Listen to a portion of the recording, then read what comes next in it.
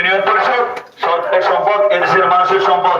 এখানে এসে অরাজকতা সৃষ্টির চেষ্টা করবেন না। যা গত একযোগ করে এসেছেন আপনারা, গত একযোগ কে করেছেন এটা এদেশের মানুষ জানে, এদেশের মানুষ দেখেছে। ইউনিয়ন পরিষদের সালিশের নামে কিভাবে সালিশ বাণিজ্য করেছেন সেটা এদেশের মানুষ দেখেছে। কিভাবে একজনের সাথে আরেকজনের দ্বন্দ্ব লাগাই দিয়ে টাকা খেয়েছেন সেটা এদেশের মানুষ জানে। প্রতি বছর ইউনিয়ন পরিষদের বাজেট কত টাকা আপনি কি করেছেন সেটা এদেশের মানুষ দেখেছে। ইউনিয়ন পরিষদের সামনে এই কয় ফুট রাস্তা আপনি কাজ করতে পারেন নাই,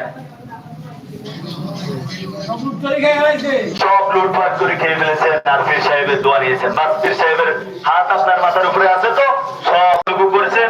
ওখানেই থামুন, সময় যতটুকু সামনে আছে এই সময়ের মধ্যে পদত্যাগ। আপনাদের যার কাছে ইউনিয়ন পরিষদের চেয়ারম্যান মেম্বারদের কাছে মানুষের যে আমানতি টাকা আছে, সালিশের নামে যে আমানত আপনারা নিয়েছেন সেটা অতি দ্রুত পরিশোধ করুন। সেটা পরিশোধ করার আগে দেশ ছাড়বেন না।